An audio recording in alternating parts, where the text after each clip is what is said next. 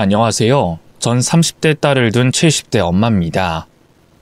제가 결혼도 늦고 자식도 늦어서 그런지 아직도 엄마 소리를 듣는 게 가장 좋아요. 저희 돌아가신 엄마를 생각하면 나이 든 내가 아직도 다 큰 어른이 아니라 어린애로 보일까 싶었는데 제가 엄마가 되고 나이가 들어보니 그 마음을 알 것 같네요. 30이 훌쩍 넘은 제 딸을 보면서 아직도 애기 같고 제 손길과 보호가 필요한 것 같아 항상 눈이 가고 뭐 하나라도 더 해주고 싶은 마음이에요. 아마 이 세상 모든 엄마들의 마음이 저와 같지 않을까 생각합니다. 그리고 다들 자식이라면 정말 소중하게 생각할 거예요. 그런 딸이 결혼을 해서 시어머니 되는 사람에게 괴롭힘을 당했다는 걸 알면 눈이 돌아갈 테고요. 뭐 정도에 따라 반응이 다르겠지만 어쩌다 보니 제 딸은 좀 악독한 시어머니를 만나 고생을 하게 됐고 저는 눈이 돌아가게 됐네요. 그럼 저와 제 남편이 그리고 제 딸이 어떤 사람과 만나게 됐는지 오늘 이곳에서 얘기해 보도록 하겠습니다. 저와 남편은 둘 다 형편이 어려운 집안에서 태어나서 마음대로 공부도 못해 가방끈도 짧고 그 이후로 세상에 무시당하며 고생도 참 많이 하며 살아왔어요. 그러다 보니 남들 시집 장가 갈 때 외롭게 지내다 늦은 나이에 서로를 만나 부부의 연을 맺게 됐습니다. 남들보다 늦게 시작된 인연이었지만 저희는 무척 행복했고 이제라도 남들처럼 살아보려 하루빨리 아이도 가지고 싶어 했어요. 하지만 간절한 마음과 달리 저희 부부에게 아이는 쉽게 찾아와 주지 않았습니다. 누구보다 아이를 가지고 싶었지만 좋은 소식이 들리지 않더라고요. 그럼에도 포기하지 않고 아이를 갖기 위해 열심히 노력을 했지만 계속해서 반복되는 실패로 인해 매번 실망만 느끼며 점점 지쳐가게 됐죠. 몸도 마음도 너무 힘들어서 남편에게도 이제 그만 기대하자 말하고 싶었지만 차마 남편을 실망시킬 자신이 없었던 저는 먼저 말을 꺼내지 못하고 있었어요. 그런데 남편이 마치 제 머릿속을 들여다본 것처럼 임신 시도를 그만하자고 말하더라고요. 여보, 우리 그냥 임신 포기할까? 매번 실망하는 것도 지치고 당신도 많이 힘들어하잖아. 노력했는데도 안 생기는 걸 보면 우리 팔자에 자식은 없나 봐. 그러니까 우리 이제 욕심 버리고 그냥 우리끼리 행복하게 살자. 내가 더 잘할게. 누구보다 아이를 원했던 사람이 저를 먼저 생각해서 걱정해 주는 것이 너무 고마웠어요. 그래서 저도 남편 말대로 우리 부부를 위해 앞으로 서로 의지하며 살아야겠다고 다짐했죠. 그런데 임신을 포기하고 얼마 되지 않아서 그토록 기다리던 아이가 찾아와 줬습니다. 다 포기한 순간에 기적처럼 생긴 아이는 저희에게 더 없는 기쁨이자 보물이었어요. 그 후 무사히 예쁜 딸아이를 낳은 저희는 어렵게 낳은 아이가 너무 소중해 불면 날아갈까, 만지면 깨질까 애지중지하며 키웠습니다. 모자란 형편에서도 딸아이는 작은 가게를 운영하는 부모를 부끄러워하지 않고 오히려 도와주는 착한 딸이었어요. 거기다 가방끈이 짧은 게 평생의 한이었던 저희의 바람을 대신 들어주듯이 열심히 공부하여 당당히 대학에 진학해줬죠. 그런 고마운 딸에게 뭐라도 해주고 싶었던 저희는 적어도 짐은 되지 말자고 생각하며 더 열심히 살았습니다. 나중에 딸이 결혼할 때는 못해준 것들 다 챙겨주고 싶은 욕심에 저희는 장사하던 가게를 넓혀 더 큰 상가 건물을 계약하게 됐죠. 그런데 가게 자리를 계약하려고 만난 건물주가 참 인상이 좋지 않더라고요. 건물 주인이니 이것저것 참견하고 깐깐하게 구는 건 이해를 하겠는데 저희가 자기 건물에 새든다고 그러는지 저희 앞에서 거만하고 사람을 깔보는 거예요. 요즘 세상에 남의 돈 받으면서 저러는구나 싶어 기분이 상했지만 뭐 어차피 월세만 제때 내면 부딪힐 일이 있겠냐 싶어서 저희를 무시하는 건물주도 참고 넘어갔습니다. 이후 다행히도 가게를 넓힌 뒤 시작한 가게가 잘 되어주어 저희도 한시름 걱정을 덜었죠. 그러다 가게를 옮기고 1년이 지났을 무렵 항상 밝은 얼굴로 저희를 대하던 딸이 무언가 걱정이 있는 듯한 어두운 얼굴을 하고서 저희에게 어렵게 말을 꺼내더라고요. 당시 만나는 남자친구가 있던 딸아이가 갑자기 혼전 임신을 하게 됐다며 결혼해야 할 것 같다고 말하는 겁니다. 딸의 갑작스러운 고백에 당황하고 놀랄 수밖에 없었지만 정작 딸은 얼마나 무서웠을까 싶어서 화도 내지 못하고 아이를 달래줄 수밖에 없었어요. 여태 속 한번 썩인 적 없던 딸이 눈물까지 보이는 걸 보니 혼자 얼마나 속을 끓였을까 싶더라고요. 그래서 저희는 별다른 말 없이 딸아이의 결혼을 허락해줬습니다. 이미 엎질러진 물이고 어차피 허락하게 될 결혼이라면 굳이 싫은 소리에서 딸에게 상처될 말이나 행동을 할 필요가 없을 것 같았거든요. 그래서 저희는 결혼 허락을 한 뒤에야 딸의 남자친구를 보게 됐습니다. 걱정이 많았는데 다행히 사람 됨됨이가 된 것 같아 조금 마음이 놓였어요. 그 모습에 안심하며 상견례를 하게 됐더니 거기서 만나게 된 예비사돈이 구면이었던 사람인 겁니다.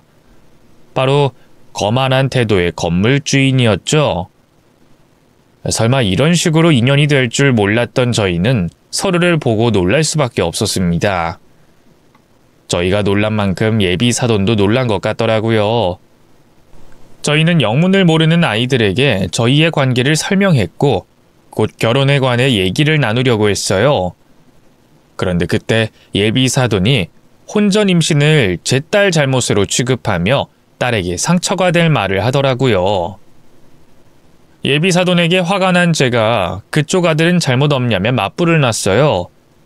그러다 딸 결혼에 문제가 생길까 걱정하던 남편이 저를 말렸습니다. 남편 덕에 겨우 진정하고 아이들 결혼에 대해 합의를 보게 됐지만 그 사돈은 저희 딸을 끝까지 못마땅해 하는 듯 했고 저도 괜히 제 딸 탓을 하는 사돈이 불편하기만 했죠. 그런데 그날 상견례 이후 사돈이 갑자기 저희 가게로 찾아와 그날 미처 말하지 않은 본심을 말하며 세입자인 저희를 무시하는 겁니다. 자기네 건물세 들어있는 저희가 감히 건물주인 자신과 사돈을 맺냐며 수준을 운운하더라고요.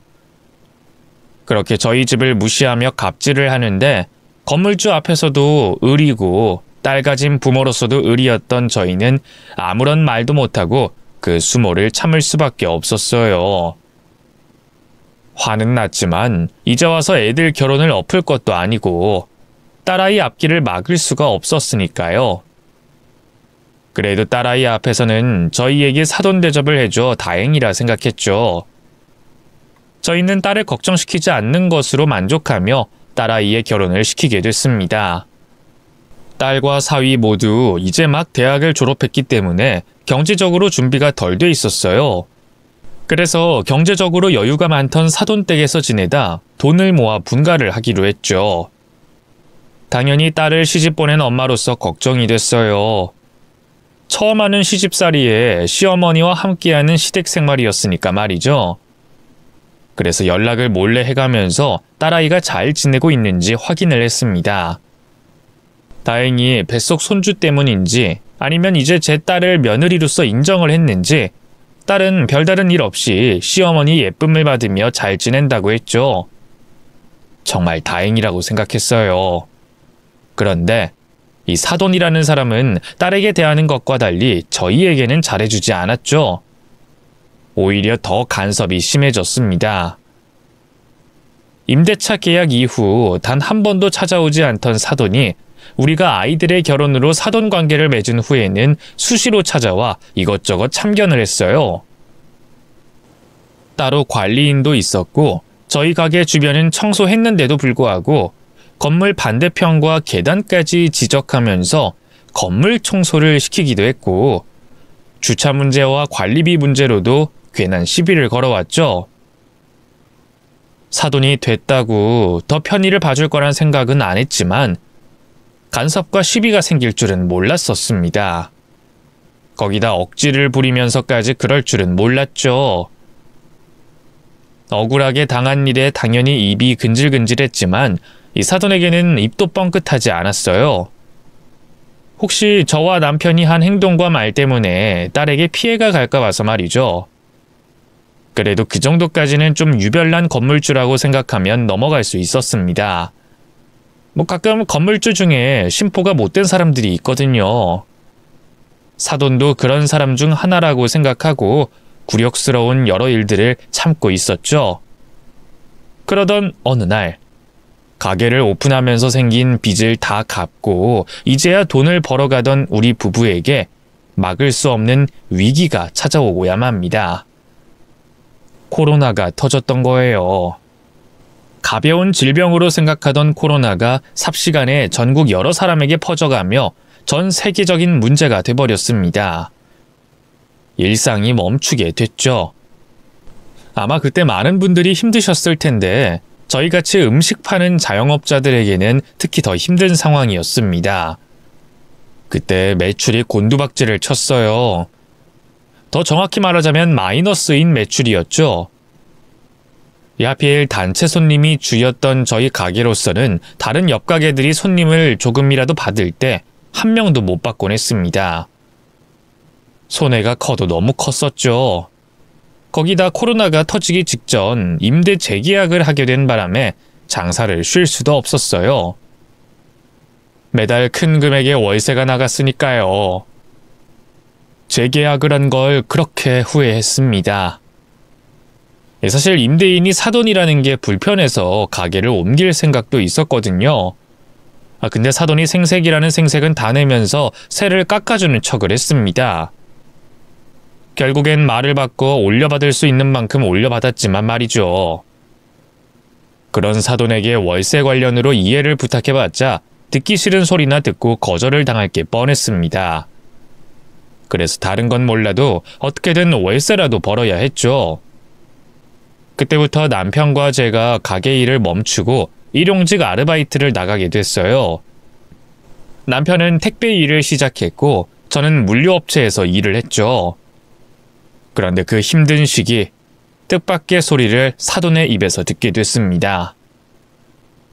어머, 요 몇 달 사이에 사돈 두 분 얼굴이 폭삭 늙으셨어요.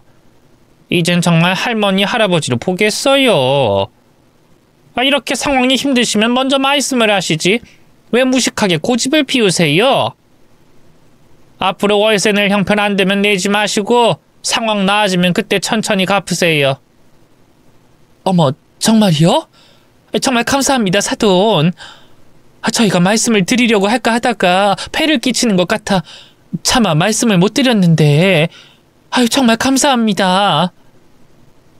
솔직히 민폐는 맞죠. 계약서까지 쓴 약속을 어기는 건데. 근데 우리가 사돈이니까 내가 특별히 봐주는 거예요. 그러니까 더 많이 고마워하세요. 그리고 이 건물 다른 사람들에게는 비밀이에요. 내가 정말 특별히 사돈 가게만 봐주는 거니까. 알겠죠?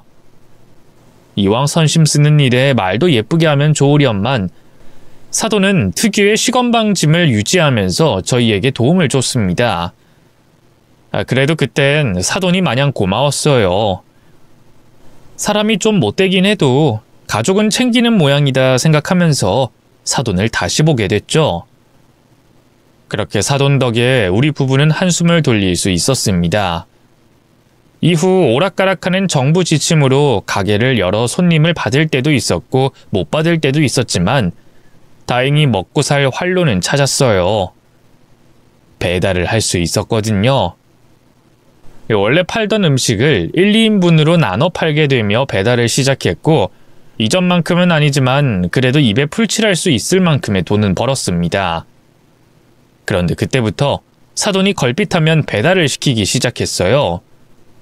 그러면서 배달 대행은 음식이 식는다며 꼭 우리가 직접 배달 오기를 바랬죠. 솔직히 껄끄러웠습니다.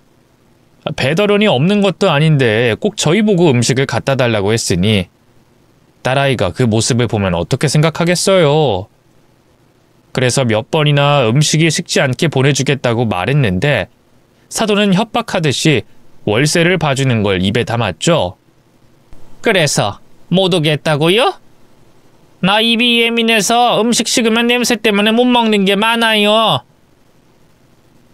저기 내가 사돈 사정 안 봐줬으면 이런 부탁하지도 않겠는데 내가 지금 두 분 사정 엄청 많이 봐주고 있지 않아요? 내가 계산기 두들겨 봐야 하나? 아유, 아니에요. 알겠습니다. 제가 바로 가져다 드릴게요. 그러게, 다음부턴 괜히 이런 말 꺼내게 하지 마세요. 아니, 꼭 협박하는 것 같아서 제 기분도 안 좋잖아요. 알겠죠? 결국 남편이 배달을 가게 됐고 그러다 몇 번 딸과 마주치게 됐습니다. 다행히 남편이 주문이 너무 밀려 직접 배달도 한다고 말을 둘러 핑계를 댔지만 그날 이후부터 사돈이 주문을 할 때마다 불안해지기 시작했어요. 매번 우리가 사돈 집으로 배달을 가면 딸도 눈치를 챌 것 같아서 말이죠. 그런데 그보다 더한 일이 생기고 말았습니다. 배달 일은 정말 아무 일도 아닐 만큼 큰일이 생겼죠. 어느 날 사돈이 말도 안 되는 부탁을 해왔는데 다짜고짜 식당을 찾아와 명령하듯이 며칠 몇 시에 가게를 빌려 쓰겠다고 하는 겁니다. 저희에게는 음식을 준비하라고 말하면서 말이죠. 그런데 다들 아시겠지만 이 코로나 시기 사회적 거리두기로 인해 인원 제한이 있었잖아요. 그래서 단체 손님을 받을 수가 없다고 하는데도 사돈은 막무가내로 요구를 해왔습니다. 아니, 가게 찾아오는 손님도 얼마 없는데 왜 안 된다는 거예요? 저희가 받고 싶어도 그럴 수가 없는 상황이에요. 아시잖아요. 요즘에 코로나 때문에 단체 손님도 못 받고 9시면 문 닫아야 하는 거. 저희도 사돈과 사돈 친구분들이 저희 가게 찾아와 주시고 맛있게 먹고 즐기다 가시면 좋죠. 근데 방역수칙 때문에 그럴 수가 없다는 거예요. 방역수칙 어기면 처벌받아요. 그 자리에 있는 사돈과 사돈 친구분들도 벌금 내셔야 하고요. 그러니까 이해해 주세요. 아니, 내가 여기 건물주고 사돈이 여기 가게 사장인데 뭐가 안 된다는 거예요? 솔직히 말해봐요. 돈이 문제예요? 그럼 내가 만약에 방역 어쩌고에 걸렸을 때 손해본 금액만큼 보상해주면 되는 거죠? 그럼 여기서 모임해도 되는 거죠? 아유, 사돈 진짜 안 돼요. 이게 된다 안 된다 할 이야기가 아니라니까요.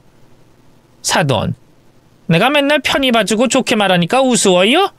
내가 만만해요? 나 이 건물 건물주라고요. 내가 영업 못하게 해볼까요? 아니면 지금 밀린 임대료 가지고 곤란하게 해줘요? 아니, 그건 사돈께서 상황이 나아지면 상황이든 나발이든 지금 내가 내 건물을 좀 쓰겠다는데 왜 이렇게 말이 많아요? 내가 돈 챙겨줄 테니까 아까 말한 날짜 그 시간에 준비 좀 해줘요. 아이, 사돈, 그러다 걸리기라도 하면 저희 정말 힘들어요. 방역수칙 위반하면 상인들 사이에서도 상권 분위기 망쳤다고 눈치 준다고요. 걔들이 사돈 월세 대신 내준다고 해요? 아니면 내가 사람들 말 듣고 월세 봐주고 있나? 잔말 말고 여기 그날 모임에 예약금 줬으니 세팅 다 해놔요. 방역 모시기야 뭐 문 닫고 유리창 가리면 되는 거지. 만약에 끝까지 안 된다고 하면 내가 문 열고 들어와서라도 모임 가집니다. 알겠죠? 이후에도 몇 번이나 저와 남편이 단체 모임은 안 된다고 말했지만 사돈은 딸아이에게 월세가 밀린 이야기를 하겠다며 저희 두 사람을 압박해왔습니다. 결국 울며 겨자 먹기로 사돈의 모임을 저희 가게에서 하게 됐죠. 그래도 저희 나름대로 소음이 외부로 나가지 않게 준비를 갖췄습니다. 하지만 저희가 준비해뒀던 모든 게 헛수고가 될 만큼 사돈과 사돈의 친구들은 지저분하게 또 시끄럽게 모임을 즐겼습니다. 저기 사돈, 저기요. 왜요? 뭐 문제 있어요? 지금 다들 목소리가 너무 높아서 그런데 조금만 조용히 시켜주시면 안 돼요? 이러다 신고 들어가겠어요. 지금 제가 밖에 나갔다 왔는데 밖에서 소리가 다 들려요. 어디 창문이 열려있나 보죠. 그리고 다들 한창 신이 났는데 내가 어떻게 조용히 시켜요? 지금까지 신고 안 들어온 걸 보면 길에 신고할 사람도 없는 것 같은데. 사돈, 괜히 걱정하지 말고 저쪽 가서 쉬어요. 아니다. 이거 맛있네. 이거 좀 더 해와요. 내 친구들한테도 뭐 더 필요 없나 물어보고. 조용히 해달라고 부탁해도 이미 만취한 사돈과 사돈 친구들은 제 부탁을 귀뚱으로 듣지 않았습니다. 결국 저희가 안에서 들리는 소리를 밖으로 새어나가지 않게 조치를 취해야 했죠. 사전에 소리가 외부로 새어나가지 않게 만반의 준비를 했고 모임이 진행될 때 추가적으로 조치를 취했지만 그럼에도 여러 명이 만들어낸 소음은 밖으로 나갔습니다. 그리고 이를 수상하게 여긴 행인의 신고로 인해 단속 인력들과 경찰이 출동했죠. 결국 저희는 수칙 위반으로 인해 과태료와 함께 영업 10일간의 정지 처벌을 받게 됐어요. 안 그래도 힘든 시기 10일간의 영업 정지는 정말 큰 처벌이 됐습니다. 거기다 방역수칙 위반으로 거리 분위기를 망쳤다며 다른 상인들의 눈총도 받게 됐죠. 건물주의 압력이 있었다고 하지만 저희 잘못인 건 맞았어요. 그래서 억울해도 사돈과 사돈 친구들을 원망하지 않고 저희가 잘못했다고 생각했죠. 그렇게 마음을 추스르고 있었는데 사돈이 나타나서는 억지를 쓰는 겁니다. 신고가 들어간 게 저희 잘못이라면서 말이죠. 사돈, 내가 지금 내 친구들한테 무슨 꼴이 된 줄 알아요? 아니, 내가 며칠 전부터 준비하라고 했는데 단속인가 신고인가 그거 하나 못 빠져나가요? 내가 친구들한테 미안해서 벌금을 대신 내줘야 할 판이라니까. 아니 도대체 그동안 뭘 한 거예요? 제가 그래서 말씀드렸잖아요. 모임 가지면 안 된다고. 그리고 그날도 조용히 좀 해달라고 부탁드렸죠. 저희 나름대로는 준비할 수 있는 대로 다 했어요. 1층에 통요리로 된 가게를 소음에서 어떻게 더 완벽히 차단해요? 뭐예요? 그럼 지금 이게 전부 다 내 탓이라는 거예요? 내가 내 친구들한테 손가락질 받으려고 이 짓을 이렇게 만들었냐고요? 지들이 준비를 대충 해놓고서 왜 내 탓을 하고 난리야? 뭐라고요? 저기요 사돈, 누가 누구 탓을 했는데요? 그리고 솔직히 이게 누구 탓인데요?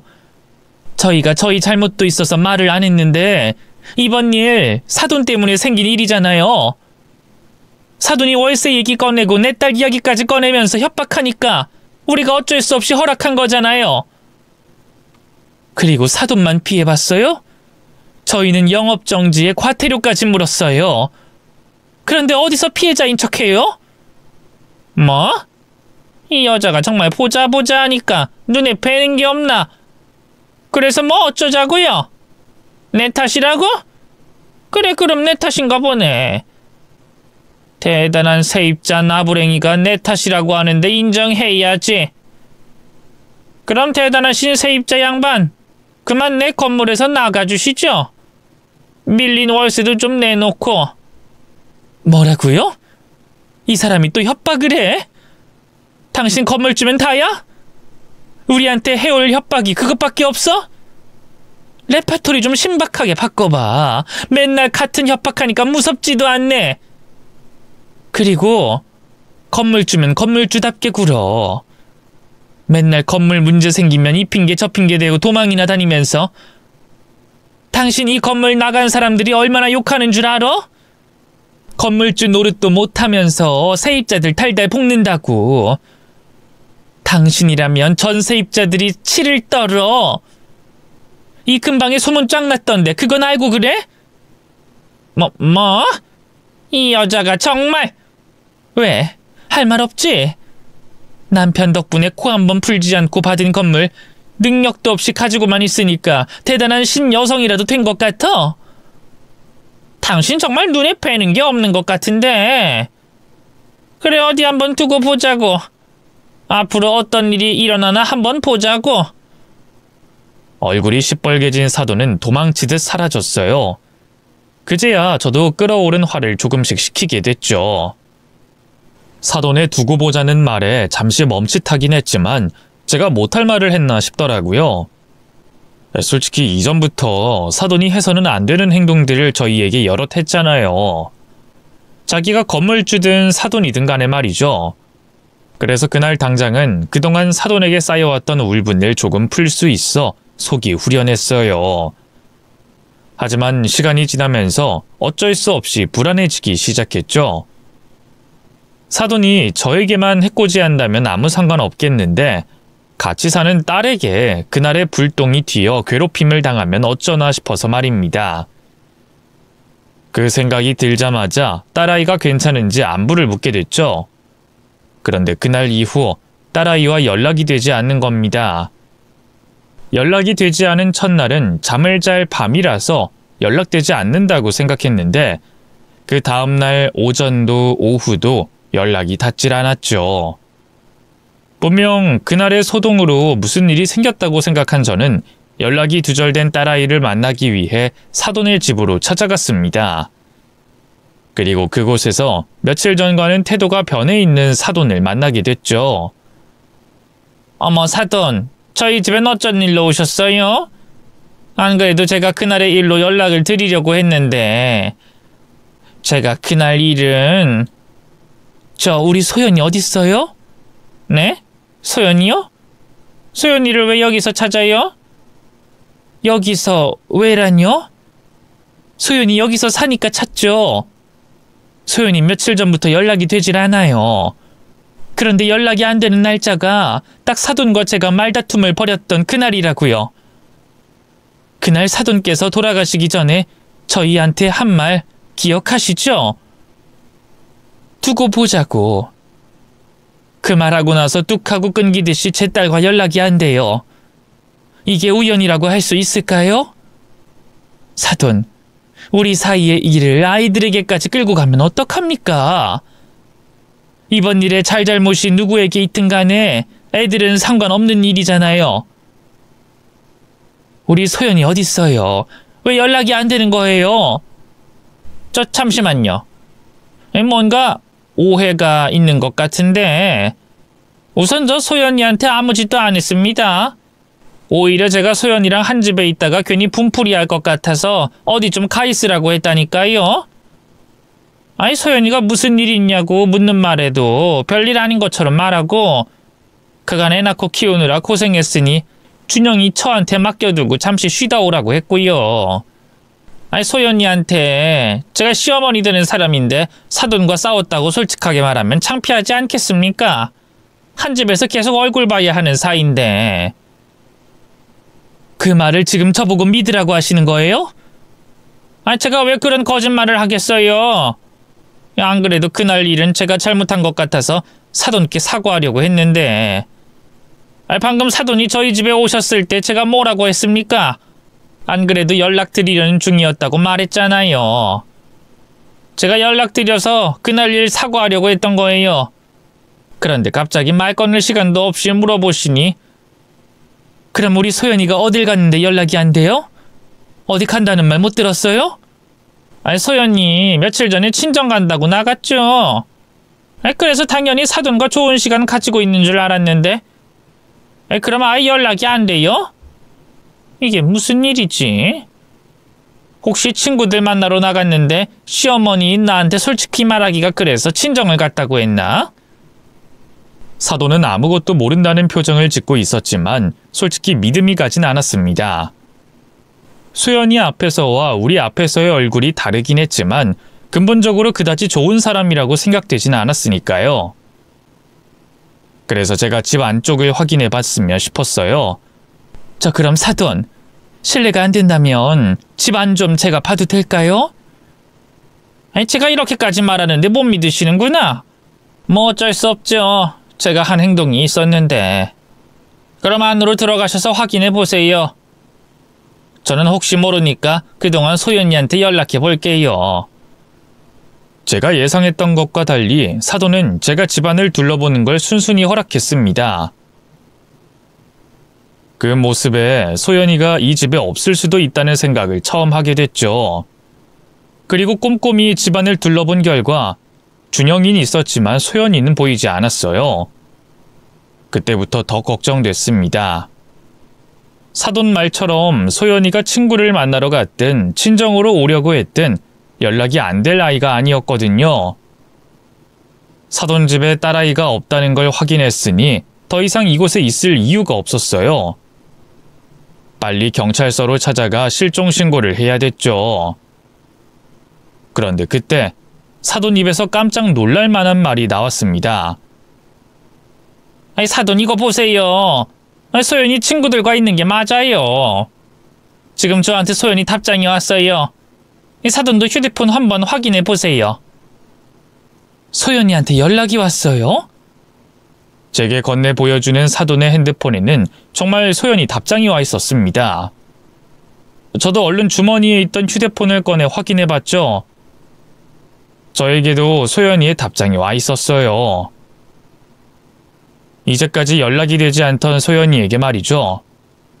소연이 답장에는 사돈이 한 말처럼 친구들과 같이 여행을 왔다고 나와 있었어요. 저와 연락이 되지 않았던 건 여행을 출발하자마자 떨어뜨린 휴대폰이 망가지면서 확인할 수가 없었다고 했죠. 여행지에 도착해 사설 수리점에 핸드폰을 맡겨 액정을 고치긴 했는데 마이크와 스피커까지 고장이 난 상태였고 하필 그 부품들 재고가 없어서 지금처럼 문자로밖에 답장을 못한다고 했습니다. 목소리까지 들었으면 더 마음이 놓였겠지만 어쨌거나 애타는 제 부름에 딸의 답장이 온 것만으로도 한숨을 돌릴 수 있었습니다. 제가 얼마나 자기 걱정을 했는지 또 휴대폰이 망가진 것 외에 다른 문제는 없는지 묻고 싶은 게 많았습니다만 더 이상 다른 말은 묻지 않기로 했어요. 출산 이후 처음으로 얻은 자유일 텐데 그 잠깐의 시간 딸이 마음껏 즐길 수 있게 해주고 싶었거든요. 그래서 앞으로 답장만 꼭 해달라는 메시지를 남긴 채 이만 대화를 끝냈죠. 그리고 사돈에게 조금 전 일에 대해서 사과를 드렸습니다. 죄송합니다, 사돈. 소연이가 연락이 안 되는 게 너무 걱정돼서 실수를 했네요. 정말 죄송합니다. 아니에요. 저번 일 생각하면 이런 오해가 있는 게 당연한 거죠. 저야말로 저번 일에 대해 죄송합니다. 그나저나 다행이네요. 저도 소연이한테 무슨 일 생긴 건가 싶어서 경찰에 신고해야 하나 싶었는데 또 저희들 지난번 일도 잘 풀린 것 같고요. 사돈 입장에서는 충분히 기분이 나쁠 수도 있는 상황이었는데도 불구하고 그날 일을 이해해주고 저번 일까지 사과해주니 제가 더 고마운 마음이 들었습니다. 사돈에게 이런 면도 있었나 생각하며 사돈을 다시 보게 됐죠. 그렇게 딸이 무사하다는 걸 확인한 저는 집으로 돌아가려고 했어요. 그런데 그때 제 눈앞에 기가 막힌 광경이 들어왔습니다. 친구들과 같이 있다던 딸이 그 집 창문에서 뛰어내리고 있었거든요. 2층 창문에서 뛰어내린 딸은 다행히 수풀과 잔디 덕분에 크게 다친 것 같지 않았습니다. 하지만 2층에서 맨몸으로 뛰어내렸으니 충격이 없을 리가 없었죠. 저는 정신을 차리지 못하는 딸에게 뛰어갔어요. 그리고 어떻게 된 일인지 물어보게 됐죠. 소연아, 너 이게 무슨 일이야? 너 방금 친구들과 있다며? 네가 답장한 거 아니었어? 엄마, 나 여기서 데리고 나가줘. 나 며칠 동안 이 집에서 갇혀 있었어. 시어머니라는 사람한테 준영이도 빼앗기고 감금당한 채 욕먹고 손찌검까지 당했다고. 뭐? 네가 왜 그런 일을 당해? 원래 그 정도까지는 아니었는데 요 며칠 전에 엄마 아빠랑 무슨 일 있었다고 나한테 화풀이하는 거야.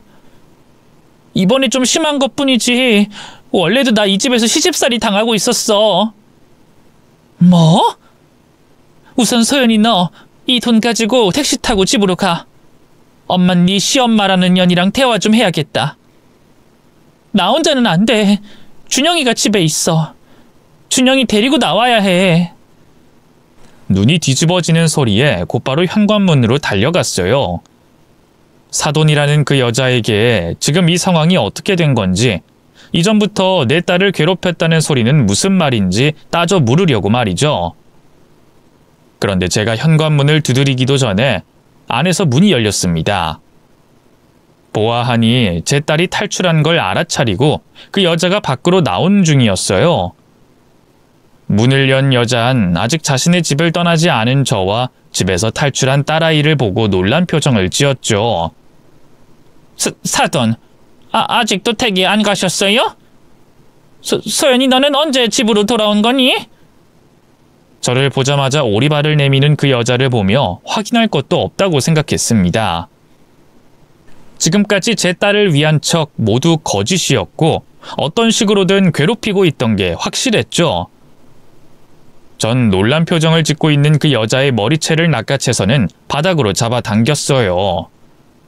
아유, 사돈, 이거 왜 이러세요? 잠시만요. 이거 좀 놓고 이야기합시다. 이거 전부 다 오해입니다. 오해라고요. 오해? 이 미친년이 누굴 바보 등신으로 하나. 오해는 무슨 오해? 네 년이 내 딸 감금하고 욕하고 때렸다는 걸 내 귀로 똑똑히 들었는데 무슨 오해? 너 그때 나한테 두고 보자 한 말이 이거였지? 내 딸 괴롭히겠다고 미리 생각하고 뱉은 말이었지? 근데 뭐? 네 년이 내 딸에게 화풀이 할까봐 쉬다 오라고 했다고? 이게 어디서 거짓말을 해? 너, 내가 가만 안 둘 거야. 지금까지는 네 년이 내 딸에게 해코지하면 어떡하나 싶어서 내가 참고 있었는데 이젠 참을 것도 없겠다. 네 년이 내 딸 괴롭히고 있었으니. 사돈, 이것 좀 놓으라니까요. 아우, 이년아, 이것 좀 놓으라고!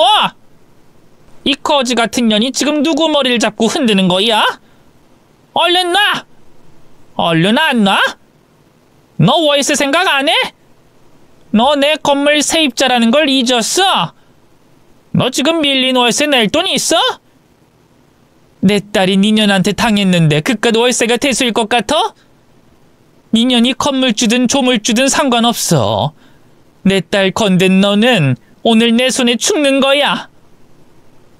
저는 한 손으론 그 여자의 머리채를 잡고 뒤흔들었고 한 손으로는 그 여자의 몸 이곳저곳을 사정없이 때리기 시작했습니다.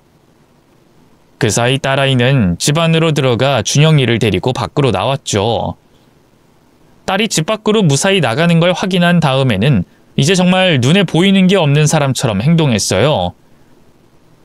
지금까지 내 딸이 고된 시집살이를 넘어 감정 섞인 괴롭힘을 당했다고 생각하니 이성을 잃을 수밖에 없었죠. 그 여자를 집 안으로 끌고 가서 밀치고 때리면서 집안도 엉망으로 만들어 놨습니다. 그런데도 그 여자는 그 악독한 성질이 꺾이지가 않았어요. 이 악물고 제게 꼭 오늘 일에 대한 복수를 하겠다고 소리를 질렀죠. 너 내가 가만둘 줄 알아? 네 딸년도 그렇고 네 년도 그렇고 내가 절대 가만 안 둬. 내가 너 피 말려 죽일 거야. 이 세상에서 돈이 얼마나 무서운 건지 똑똑히 깨닫게 해줄게. 어디 네 딸년이 너희 대신에 찾아와서 무릎 꿇고 싹싹 비는 모습 보게 해줄 테니까 기대해라. 어? 그래, 어디 그렇게 할 수 있으면 그렇게 해봐라. 내가 말했지. 그깟 돈, 그깟 보복 하나도 안 무서우니까 어디 니년 마음대로 해봐. 그나저나 피 말려 죽인다느니 복수를 하겠다느니 이런 말 들어놓기 전에 내 손에서나 벗어나 보지 그래? 지금 이 꼴 당하는 니년 모습이 얼마나 우스운지 모르지? 내 손에 잡혀서 아무것도 못하면서 뭔 놈의 복수를 짓거리고 있어. 그 뒤로도 한동안 그년 입에서 제 딸에게 잘못했다는 말을 듣기 위해 잡돌이를 했지만 결국엔 들을 수가 없었어요. 얼마나 독한 년인지 끝까지 잘못했다는 말은 한마디도 안 나오고 복수, 보복이라는 말만 계속하더라고요. 그 독한 모습을 보며 사과를 받을 수 없겠다고 생각한 저는 그쯤에서 마무리를 하고 집으로 돌아갔습니다. 그리고는 집에 먼저 와 있던 딸에게 지금까지 무슨 일이 있었는지 묻게 됐고, 딸이 저희에게 알리지 않으려고 했던 일들을 모두 알게 됐죠. 엄마 아빠 두 분 앞에서는 제게 좋은 시어머니인 척 했지만 그 여자 저랑 단둘이 있을 땐 잠깐도 좋은 사람인 적 없었어요. 항상 저를 괴롭히려고만 했지. 결혼하기 전에는 제가 그의 배경 보고 돈을 노려 의도적으로 접근한 꽃뱀 취급을 했어요.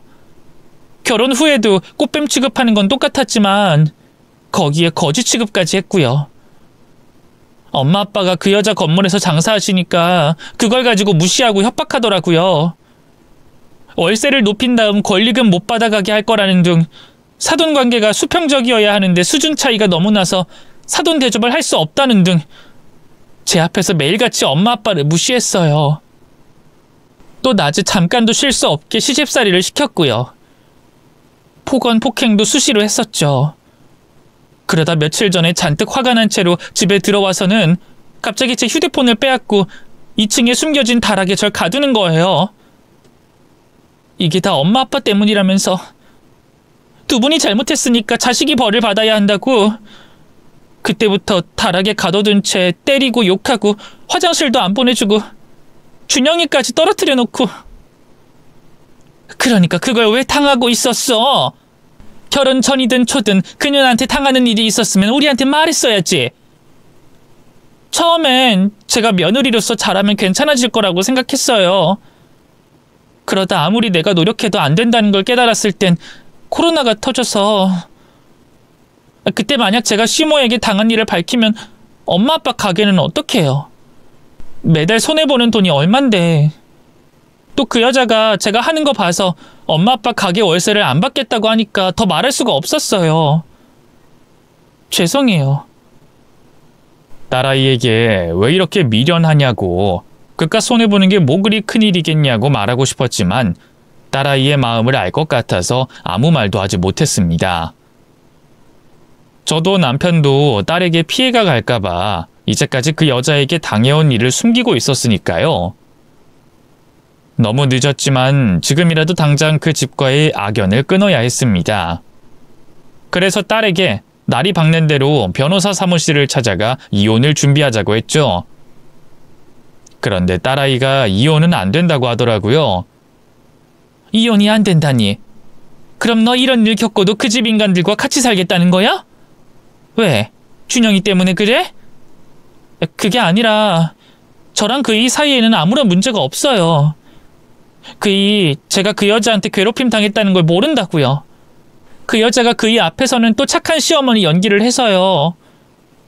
그게 말이 돼? 여태 몰랐다는 게? 그리고 이전까지야 몰랐다고 하자. 요 며칠간의 일을 모를 수가 있니? 네가 타락에 있으면 무슨 소리가 나긴 났을 텐데 거기다 너랑 연락도 되지 않고. 그이 출장 나가 있어요. 그리고 연락 관련으로는 아마 그 여자가 무슨 수를 쓴 것 같아요. 아까 제가 엄마에게 답장 보냈다고 했잖아요. 근데 그땐 제가 다락에 갇혀 있을 텐데 제가 어떻게 문자를 보낼 수 있었겠어요. 제 휴대폰은 그 여자가 가지고 있는데. 그러니까 아마도 그 여자가 저인 척하면서 엄마한테 답장을 했을 거고, 그러면 그이에게도 똑같이 저인 척 연락했을 거예요. 그 사람 자기 엄마가 저에게 무슨 짓을 해왔는지 정말 아무것도 몰라요. 만약 그 사람이라도 없었으면 저 정말 그 집에서 단 하루도 못 견뎠을 거라고요. 불행 중 다행인지 사위와는 문제가 없다고 했습니다.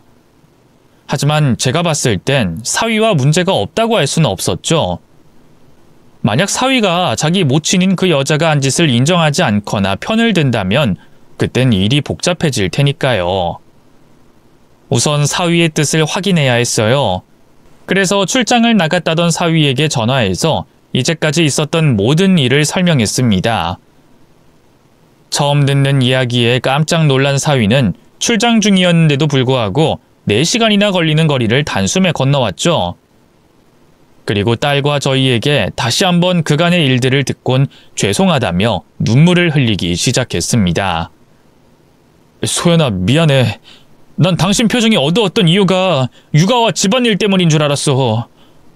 그래서 나 나름대로 도와주려고 했는데 내가 눈치 없이 헛짚고 있었어. 정말 미안해. 장인어른, 장모님, 정말 죄송합니다. 제가 죽을 죄를 졌습니다. 정말 죄송합니다. 자네가 죄송할 일은 아니지. 자네 모친이 저지른 일이니까. 그리고 자네에게 사과받으려고 전화한 것도 아니네. 우린 소연이가 자네 모친과 두 번 다신 마주치지 않았으면 좋겠어. 솔직히 있을 수 없는 이야기라고 생각되지만 자네 모친이 진심으로 잘못을 뉘우치고 소연이를 다시는 괴롭히지 않겠다고 약속한다면 우리에게 했던 행동들은 잊고 소연이, 준영이 자네에게 돌려보낼 수 있어. 그런데 자네 모친이 마지막까지도 악다구니를 썼네. 지쳐서 곧 쓰러질 것 같은데도 나한테 이번 일 그냥 안 넘어가겠다면서 복수하겠다고, 보복하겠다고 했다고. 그런 사람이 겉으론 몰라도 속으로 뉘우치려고 할까? 그래서 난 자네가 우리 소연이 지켜주지 못하겠다면, 자네 모친과 계속 부딪히게 놔둔다면 이혼시킬 생각이네. 장모님, 나도 이 사람과 같은 생각이야. 소연인 자네에게 잘못이 없다고 하지만 자네 옆에 있으면 내 딸이 피말라 죽을 수도 있는데 어떻게 부모가 돼서 보고만 있겠나. 부담 주고 싶지 않지만 자네가 잘 결정해서 답을 주게. 그때까진 소연이, 준영이 우리가 데리고 있겠네. 이혼이라는 이야기가 나오자 사위는 많이 놀란 모습이었습니다.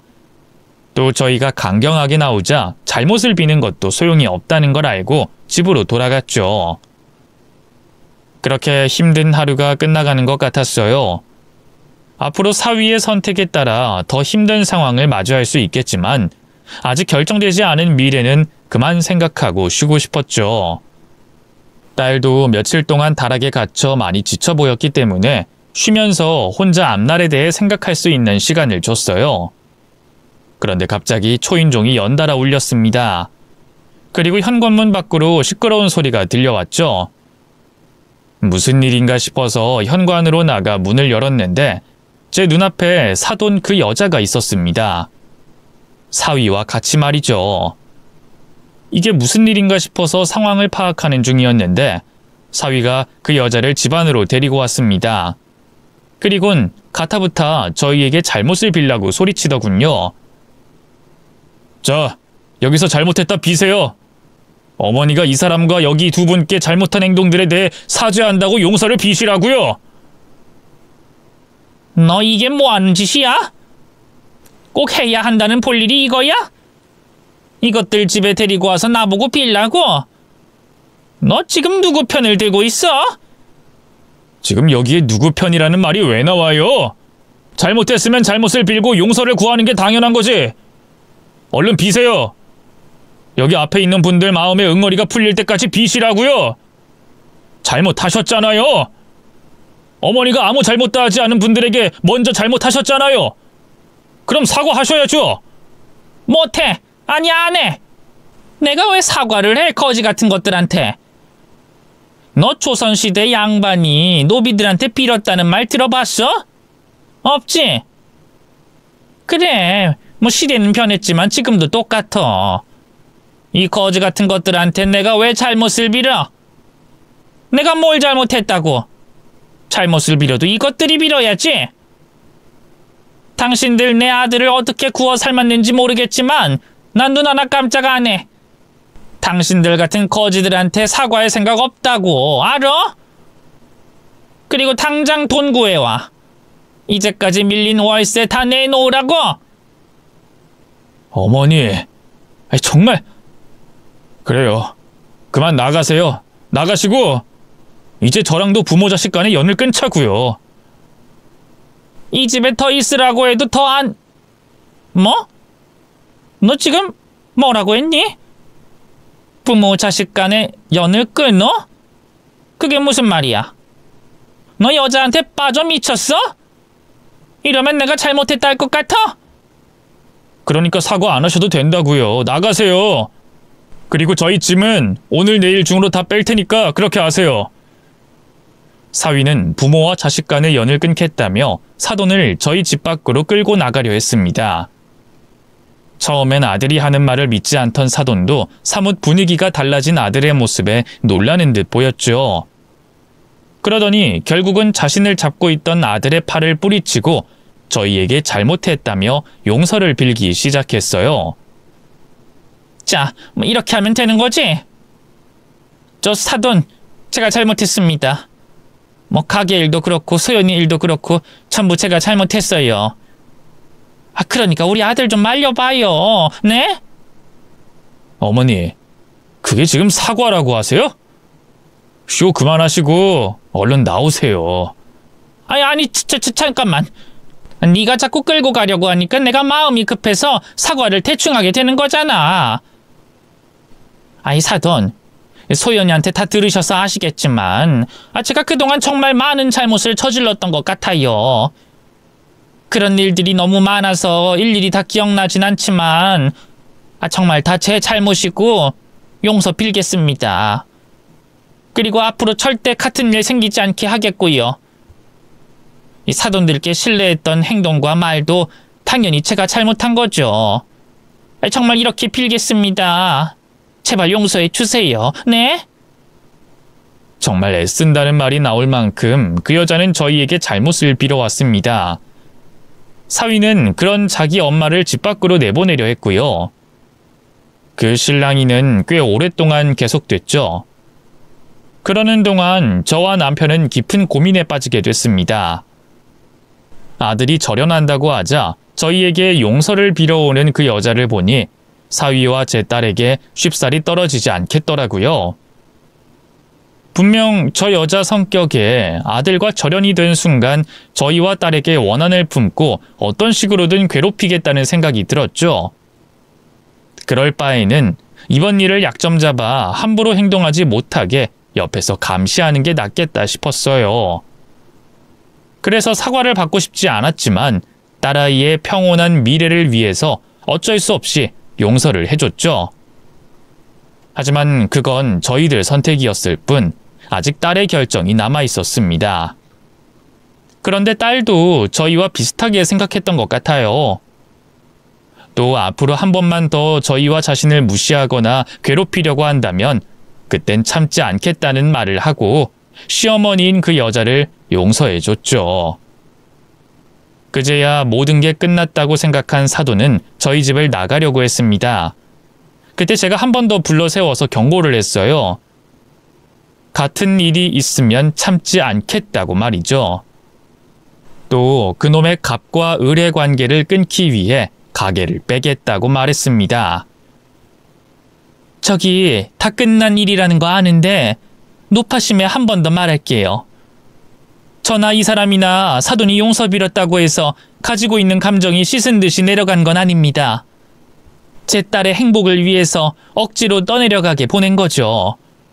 그래서 앞으론 지난 일 잊고 지내겠습니다만 한 번만 더 제 딸에게 또 저희에게 무시하거나 괴롭히려고 하신다면 그땐 그걸 알게 된 순간부터 끝입니다.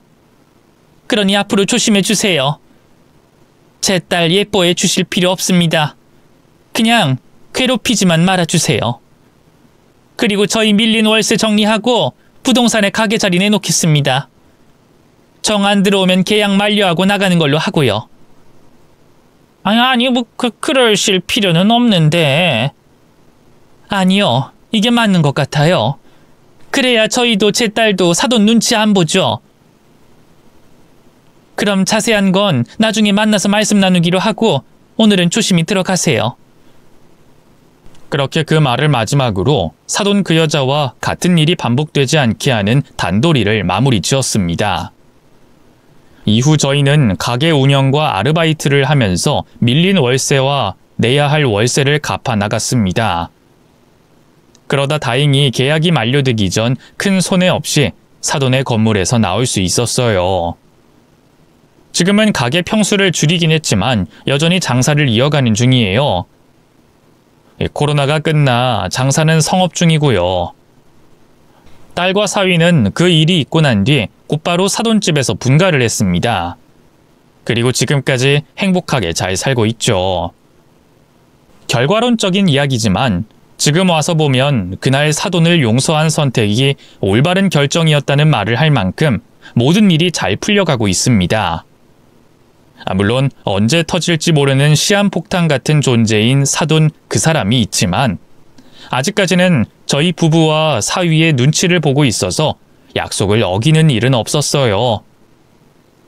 앞으로도 계속 긴장의 끈을 놓지 않고 사돈 그 여자를 감시하면서 이 평온한 하루하루가 이어지길 바라야겠죠. 나이 들어 참 고생한다는 생각이 들긴 드는데 소연이 엄마 아빠로서 부모 노릇을 하는 것 같아 기분이 좋을 때가 더 많습니다. 사실 자식들 다 키워놓고 나면 부모로서 다 큰 자식에게 해줄 게 없어서 시원섭섭할 때가 있잖아요. 그래서 재밌는 소일거리다 생각하면서 본업과 함께 딸의 평온함을 지켜보는 생활을 하고 있어요.